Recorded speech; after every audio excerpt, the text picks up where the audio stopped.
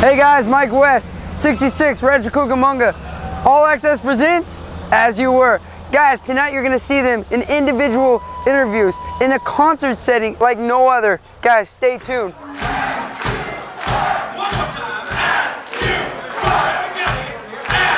What's up guys, Steve Scilasi. I play bass for the band As You Were. I've been playing bass for about 7-8 years, music for about 10 years. I've been in As You Were for about 5 months now. Yeah, pretty recent. You know, I was just looking to step it up a little bit. I wanted to take on some bigger challenges, and then I found their ad on Craigslist that they were looking for a new bass player, so we set up an audition and that was that. I don't know, it's like, I know Jeff has very personal meaning to his tattoos, but I feel like these days, and no offense, but it's like everybody has a tattoo, you know? It's like, it's not even like that much of a rebellious thing, but I'm sure you have personal meaning to yours. But the hair is kind of my way of being different, I guess, so that's what's up.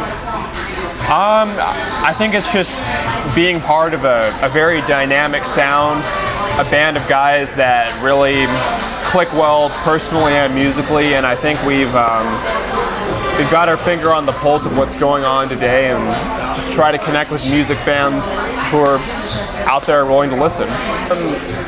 A lot of guys before my generation actually was really into Steve Harris from Iron Maiden, David Ellefson and Megadeth, Geezer Butler, Black Sabbath, and just try to bring some of the old to the new. Oh, this is definitely the best band that I've been in.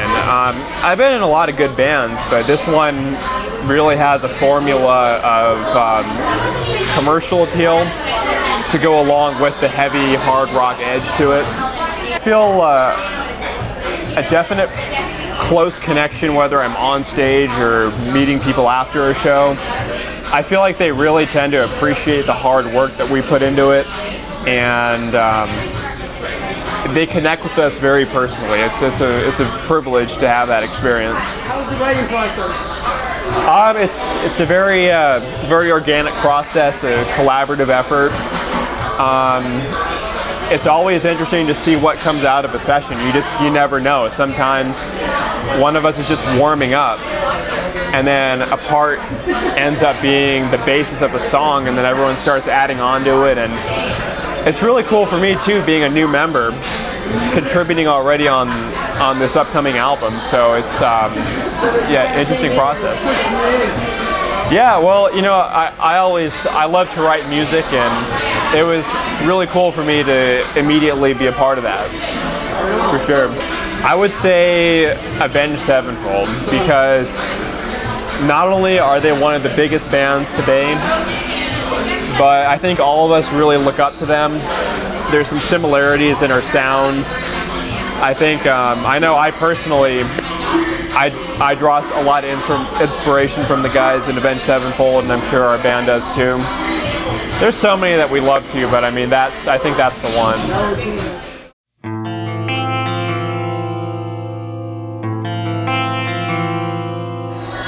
What's up? My name's Chris. I play guitar for the band As You Were. A lot of the pieces that I get are pretty thought out. Like, I have Hunter S. Thompson right here. He's one of my favorite authors. He did the movie Fear and Loathing in Las Vegas. I like to read books, so there's that. On my chest I have some piano work, some scripts from my favorite bands and stuff, so I keep it all pretty relative to the things that I like. I joined As You Were about 2 years ago this summer. They had previously had another guy, and things weren't working out so well. He had a busy schedule, couldn't kind of keep up with the workload that comes along with being in a band. And I had been playing in another band with a drummer at the time, AJ, and we were just kind of an acoustic group. And he was like, "Hey man, got a question for you. Would you want to come on board?" So I learned the songs and did a rehearsal with them a couple times, and we just clicked really well. So it's been about 2 years now. Oh man, I had a pretty eclectic plethora of shit that I listened to. Third Eye Blind is probably my favorite band ever. You know, they're an alternative rock band from the 90s. I listened to Goo Goo Dolls. I even listened to some hip hop. I had a metal phase for a while. It's funny because like outside of this band, I'm not really much of like a metal guy. But I mean, like Avenged Sevenfold, Atreyu, all that stuff, like that was in my mix there too. It's kind of weird. I draw from all areas, I guess. So like, you were talking about hip hop. Yeah. Was that just the stage, or you still listen to hip hop? I love hip hop. I mean, I went to school for music, and I grew up with a bunch of different friends who all listen to different stuff. So, I mean, like Jurassic 5, like old school hip hop. I mean, I still get down to it all the time, you know? I think everything has its own perfection in the art, you know? Yeah, it's cool. Like, if you pay attention to any genre of music, everything has something to offer, you know? Like when you're listening to, like I listen to classical music a lot too. And when you pay attention to the chord changes and the different cadences and stuff, and to transfer that into a rock and roll setting, if you do it right, it comes out sounding pretty cool, you know what I mean? So in hip hop, I mean, the rhyming schemes that they do, you know, they're very on point. The syllabic structure of the way they, you know, spit verses, if you will, it can really help you in the way that you write words to songs. So you can draw from all that, you get a pretty cool product out of it, you know? Hip hop name? Yeah, I know you were listening to it, you're like, man, if I were to do this, and I was a rapper, if I was in hip hop, what would I be called? You know what? I listened to Eminem growing up a lot, so I always thought I'd be like, his reincarnation is Skittles. So we got Skittles sitting there. What up, Skittles? Yeah, it never worked out though. I'm not a good rapper, no. I don't have the look for it, you know? I'm not thug enough. You gotta look gangster, man. You gotta have that, like, you know what I'm saying? I'm just like this 5'7" little white kid that with a dorky haircut, you know what I mean? It's one of those feelings like you don't really know what to expect. You know, you don't know what you're getting yourself into until you walk out onto the stage. And, you know, for me, it's like, you know, you're in the dressing room, you're getting ready, you're tuning up your guitars, you're setting up your equipment. It's just a lot of busy work, and you're like, you know, it's kind of a drag, but then the second you step out there, like 180, your whole aura just changes and you turn into this different person. Because, like, I don't know, man, when I'm sitting here, like, this is how I have conversations with friends, you know what I mean? I'm a chill dude, I'm never like uppity, screaming. I don't like being the center of attention at all. But when I get out on the stage, like, everyone probably thinks I'm this narcissist, because I just go ape shit, dude. I look like a fucking idiot up there jumping around, you know what I mean? But that's what it's all about. Like, the crowd brings that out in you, and you kind of just, you feel each other out. It's kind of this, like, this cool connection that you get that you don't really find anywhere else.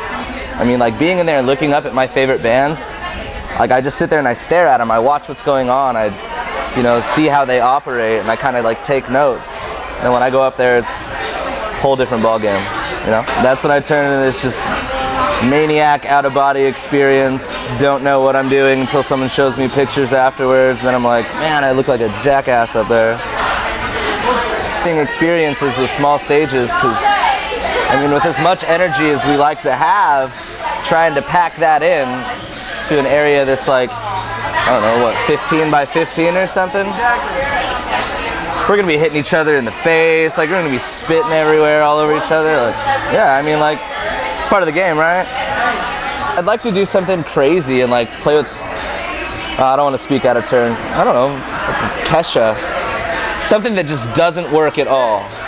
Like, that's one of my favorite things. One of my favorite things is to make people feel awkward. Yeah, just like, what the fuck happened? You know, how fun would that be to just be like... That would actually, yeah. You guys? Yeah, I'd be so down with that. Twisted Sister would be dope. You guys. Even better. You said it better. You know, you want a job? You could be our manager here. Probably get us into trouble, huh? I'm all about it. That's part of life. Trouble's part of life. You know, it's a constant battle. You know, I went to college, I did the whole get your degree, go out, get a real big boy job, because that's what everyone wants you to do. And I did it for like 2 months and I was done. And before that, I'd always kind of had that, like, what am I doing? Like, is this worth what I'm doing? Am I gonna make enough money? And all those questions that you ask when you're trying to figure yourself out in life, you know? And after that job, that was kind of the turning point for me, where I was like, you know what? I don't give a shit about money. I have exactly enough money to do exactly what I want. I'm having the time of my life. No one can tell me what to do. Like, and I think that's what life's all about. It's just, you know, you're here one time, like YOLO, you know what I mean? You get one shot. you get one shot. Yeah, and if you're not doing exactly what you want to do and you're not happy, then, I mean, like, your quality of life, like, what is that? You know? You have no purpose. Exactly. I don't want a big house. I don't want fancy cars. I don't want fucking diamond watches. I want to play my guitar. I want to hang out with cool people. I want to have... Yeah, dude. Kesha and the Backstreet Boys. Next summer, I'm calling you out. Call me. I'm God.